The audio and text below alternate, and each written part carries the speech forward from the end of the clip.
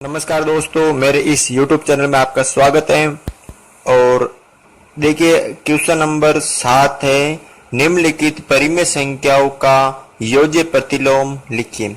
आपको क्वेश्चन 7 में जो संख्या दे रखी है परिमेय संख्या, उसको हमें योज्य प्रतिलोम ज्ञात करना है। क्या होता है योज्य प्रतिलोम? मैंने पिछले वीडियो में बताया था आपको योज्य प्रतिलोम क्या होता है। एक बार वापस मैं बता देता हूँ कि किसी परिमेय संख्या में मैं क्या जोड़ूं तो उसका मान 0 प्राप्त हो। तो इस 7/19 में मैं क्या जोड़ूं तो उसका मान, यानी क्या प्लस करूं इसके अंदर तो उसका मान 0 हो। तो मैंने आपको पिछले वीडियो में बताया था, जो आपको परिमेय संख्या दे रखी है उसका जो चिन्ह है वो धनात्मक है, तो उसके जो उसका योज्य प्रतिलोम होगा उसका उल्टा होगा, यानी वो ऋणात्मक होगा। ये 7/19 धनात्मक है तो इसका योज्य प्रतिलोम -7/19 होगा। तो यही इसका आंसर है, -7/19।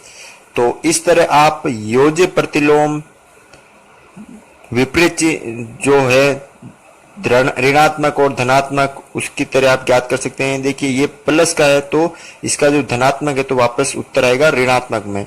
ठीक है, इसमें देखिए ये ऋणात्मक है तो इसमें जो उत्तर आएगा वो धनात्मक, यानी 9/5 इसका आंसर होगा। यानी -9/5 का योज्य प्रतिलोम 9/5 होगा।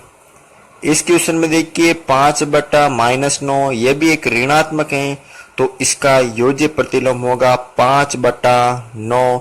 ये ऋणात्मक है तो ये धनात्मक हुआ, ये इनका आंसर।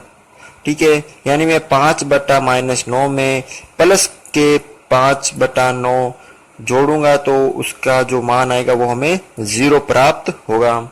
इस क्वेश्चन के अंदर देखिए आप, अब इसके अंदर देखिए ऊपर भी माइनस है और नीचे भी माइनस है, तो ये माइनस से माइनस कट हो गए और पीछे बचा 3/7, यानी हमें प्राप्त हुआ एक धनात्मक परिमेय संख्या।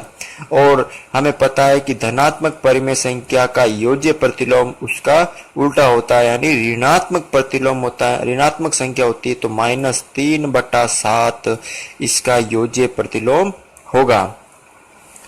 इस क्वेश्चन में देखिए आप -13/-17, यानी ये भी माइनस से माइनस कट हो गए तो पीछे बचे 13/17, और ये भी एक प्लस की यानी धनात्मक, और इसका जो आंसर होगा वो होगा माइनस के 13/17।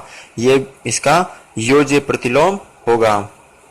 इस क्वेश्चन के अंदर देखिए इसमें एक ही माइनस है तो ये एक माइनस यानी ऋणात्मक की परिमेय संख्या है, तो इसका जो योज्य प्रतिलोम होगा वो होगा 21/31, जो कि एक धनात्मक परिमेय संख्या है होगा। तो इस तरह हम इस क्वेश्चन के अंदर योज्य प्रतिलोम ज्ञात करना सीखे हैं परिमेय संख्याओं का। इस क्वेश्चन में देखिए आप, निम्नलिखित परिमेय संख्याओं के गुणात्मक प्रतिलोम ज्ञात कीजिए। जो आपको परिमेय संख्या दे रखी है उनका हमें गुणात्मक प्रतिलोम ज्ञात करना है। तो गुणात्मक प्रतिलोम के बारे में मैं आपको पिछले वीडियो में समझा दिया है कि क्या होता है, तो एक बार वापस मैं आपको समझा देता हूं कि गुणात्मक प्रतिलोम होता है कि किसी परिमेय संख्या में मैं किसी संख्या का गुणा करूं। किसी परिमेय संख्या में मैं ये परिमेय संख्या a/b है, इस परिमेय संख्या में मैं किस संख्या का गुणा करूं कि उसका मान 1 प्राप्त होता है। तो मैंने आपको बताया था कि जो आपको परिमेय संख्या दे रखी है उसका हम विपरीत यानी उल्टा करते हैं, व्युत्क्रम करते हैं b/a, और उसी संख्या से वापस गुणा करते हैं तो उसका मान 1 प्राप्त होता है। तो ये एक संख्या दे रखी है -17, इसका हर मैंने माना 1, तो ये एक परिमेय संख्या हो गई -17/1। तब आपको इसका गुणात्मक प्रतिलोम ज्ञात करना है, यानी इसका व्युत्क्रम, इस परिमेय संख्या का व्युत्क्रम, यानी इसका व्युत्क्रम कितना होता है 1/17, यानी माइनस के 1/17। तो इसका जो आंसर होगा वो होगा माइनस का 1/17। माइनस ऊपर हो या चाहे नीचे कोई फर्क नहीं पड़ता।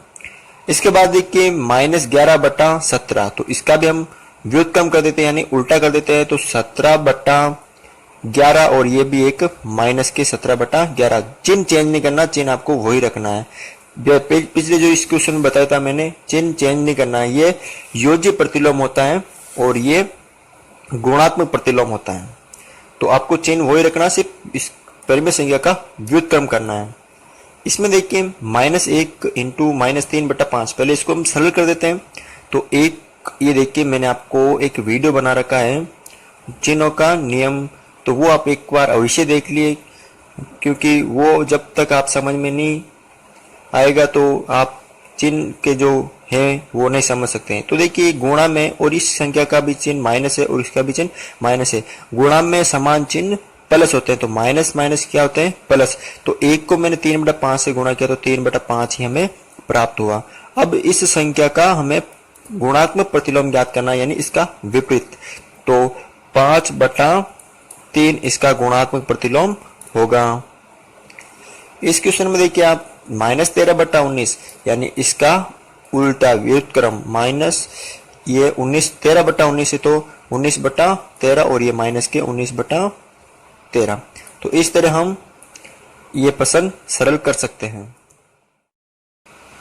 देखिए एक क्वेश्चन और है, परिमेय संख्या 5/7 को -7/15 के व्युत्क्रम से गुणा कीजिए। यानी जो परिमेय संख्या दे रखी है 5/7 को मतलब -7/15 के व्युत्क्रम, व्युत्क्रम का मतलब होता है उल्टा। तो इसको हम इस परिमेय संख्या के उल्टा, यानी उसका 15 ऊपर हंस और जो अंश और हर है उसको हम चेंज कर देंगे। तो 15 ऊपर और जो हर है वो 7 हो जाएगा और चिन्ह इसका माइनस, और इन दोनों को गुणा करना है। ठीक है, तो 15 का पहाड़ा मैंने बोला 15 75 और 7 7 49 और ये माइनस के 75/49 इसका आंसर होगा। क्वेश्चन नंबर है 10, रिक्त स्थानों की पूर्ति कीजिए। इस क्वेश्चन के अंदर जो आपको 10 रिक्त स्थान दे रखे हैं, 10 क्वेश्चन दे रखे हैं, उनके ऊपर हम चर्चा करेंगे। तो अगर अभी तक हमारे इस चैनल को सब्सक्राइब नहीं किया तो पहले इसे सब्सक्राइब करें, ताकि मैं आप तक अपने वीडियो लेकर आ सकूं। तो देखिए सबसे पहला क्वेश्चन है, दो परिमेय संख्याओं का गुणनफल सदैव, यानी जब हम दो परिमेय संख्याओं का गुणनफल करेंगे तो हमेशा उस परिमेय संख्या प्राप्त होती है। यानी जब हम दो परिमेय संख्या का गुणनफल करेंगे तो हमें सदैव परिमेय संख्या प्राप्त होगी। फिर एक किसी ऋणात्मक परिमेय संख्या का योज्य प्रतिलोम। योज्य प्रतिलोम मैंने आपको पिछले वीडियो में बताया था कि इसका क्या मतलब होता है। एक बार फिर वापस बता देता हूं आपको कि किसी ऋणात्मक यानी माइनस की जो परिमेय संख्या है उसका प्रतिलोम, योज्य प्रतिलोम, ये माइनस की 2/3 एक परिमेय संख्या है और इसका योज्य प्रतिलोम क्या होता है, यानी इस संख्या में मैं क्या प्लस करूं, क्या जोड़ूं कि उसका मान हमें 0 प्राप्त हो। तो हमें याद रखना कि योज्य प्रतिलोम में उस संख्या का जो चिन्ह है वो चेंज करना। जैसे इसमें प्लस, ये ऋणात्मक बोला है, यहाँ पर ऋणात्मक बोला है तो इसका हम प्लस कर देंगे, यानी प्लस की 2/3, यानी प्लस यानी धनात्मक की संख्या। तो किसी ऋणात्मक परिमेय संख्या का जो योज्य प्रतिलोम होता है वो एक धनात्मक होता है। उसके बाद है शून्य का व्युत्क्रम अनिर्धारित होता है। शून्य का हम उल्टा करेंगे तो वो अपरिभाषित या अनिर्धारित होता है। आगे देखिए, परिमेय संख्याओं का योज्य तत्समक। परिमेय संख्याओं का योज्य तत्समक क्या होता है? तो परिमेय संख्या का योज्य तत्समक मैंने बता दिया है कि हम 0 को किसी संख्या में जोड़ते हैं तो उस संख्या में कोई प्रभाव नहीं पड़ता है, तो इस कारण हम शून्य को योज्य तत्समक कहते हैं, यानी यहाँ आएगा शून्य। आगे देखिए, परिमेय संख्याओं के लिए गुणात्मक तत्समक, यानी किसी परिमेय संख्या में हम 1 से गुणा करते हैं तो उस संख्या में कोई प्रभाव नहीं पड़ता, तो इसका आंसर आएगा 1। आगे देखिए, परिमेय संख्या का गुणात्मक प्रतिलोम उसका व्युत्क्रम होता है। मैंने आपको पहले वीडियो में बता दिया था कि परिमेय संख्या का जो गुणात्मक प्रतिलोम होता है वो उसका उल्टा होता है, यानी इस संख्या का गुणात्मक प्रतिलोम -3/2 होगा, इसका उल्टा यानी व्युत्क्रम होगा यहाँ पर। नेक्स्ट क्वेश्चन देखिए यहाँ पर कि ऋणात्मक परिमेय संख्याएं संख्या रेखा पर सदैव शून्य के दाएं या बाएं ओर होती है। ये देखिए यहाँ पर ये शून्य होता है, इधर की संख्या होती है वो प्लस की और इधर की होती है वो माइनस की होती है। ये संख्या रेखा आपने पढ़ रखा है। तो यहाँ आपको पूछा है कि ऋणात्मक यानी ये माइनस की संख्या संख्या रेखा पर सदैव शून्य यानी हमेशा शून्य के किस तरफ होती है। तो जो इस तरफ की होती है ये होती है दाईं ओर होती है और इस तरफ होती है वो बाईं ओर होती है।